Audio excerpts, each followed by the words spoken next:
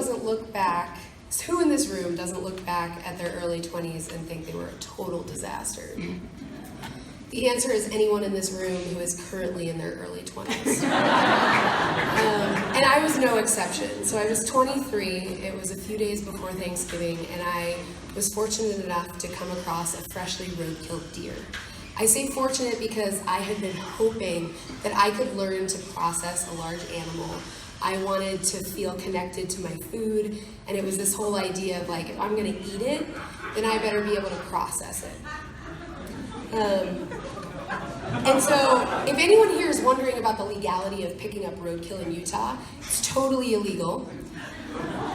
But they are more flexible with those rules in rural areas, and so I actually had it signed over to by a game warden to myself. And I actually meant to bring that tag with me. It's 10 years old and I still have it. But as one character in The Big Lebowski would say, my fucking deer had fucking papers. And so the legality gets a little bit sketchier as I go on, and I decide I want to bring home a part of this deer to my parents in Connecticut. They love venison, it's Christmas time, we'll have a big meal, and they've only experienced the whitetails of the East Coast, which if you know the difference between a whitetail and a mule deer, I mean, it's like David and Goliath.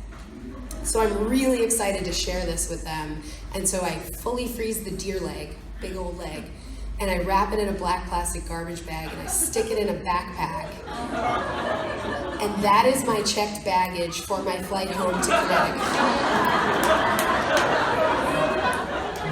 So I want to be clear here. There's no part of me that thinks this is okay. Like, I know enough to know that I am likely to show up at the airport in Boston with security and maybe like a ticket for several $100s. But I am early 20s, and there's this thing that happens where you see an obstacle and you think it just doesn't apply to you. And also, you genuinely have a belief that only bad people get caught doing bad things. So I'm like, at worst, it'll be like a couple $100s, and it'll be a ticket for like illegally moving biological material across state lines. That doesn't follow you. It's fine. So I walk to the airport, and I feel like I stole something, right? Like, it is in the pit of my stomach, this fucking deer leg.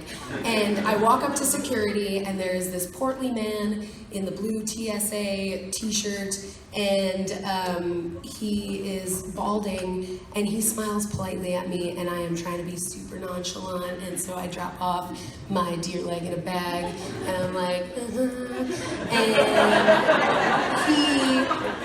So I walk away and I'm like, I'm ready to puke. I am thinking about the fact that he's been up since 4 a.m. I imagine that he's had like a cup of coffee, but he's still a little bleary-eyed from being at the airport early. And he puts this bag on the conveyor belt as I walk away. And it's an X-ray machine. What it does is look for bones. Like, it gets confused by your hair dryer, and it gets confused by like electronics, but it fucking knows bones.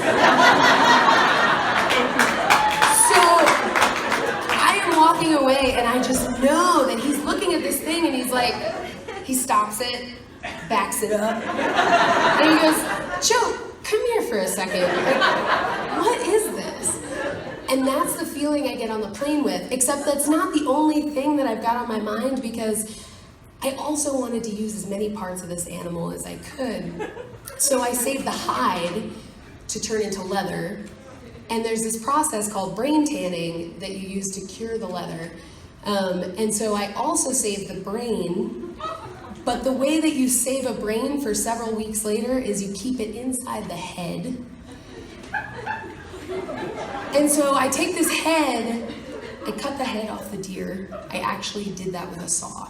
And then I wrapped it in 2 black plastic garbage bags, and I really smartly take some masking tape and I put it on the bag and I write, do not touch. I put it in the freezer in a flop house that I live with 5 other people. And I move away the frozen vegetables and I situate it in there.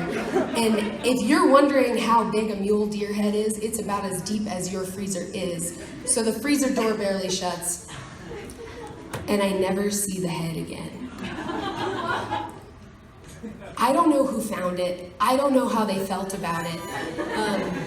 But I did create a moment in which a friend of mine opened up a big plastic bag that was keeping the freezer door from shutting, and I created a wilderness version of the Godfather moment where they open up a plastic bag and see a deer head looking back at them. And so I get on the plane with all of that. I reach Boston, I go to baggage claim, my backpack comes out. Not only is there not a certificate of we've searched your bag and we've taken out contraband, but I looked through all the pockets, I dug through that bag. There is not a ticket and there is no security waiting for me, and I get away with it. My parents got a pot roast or 3 out of that deer leg. And they would say that as I was their young adult daughter, I was incredibly sweet and very, very stupid. Thank you.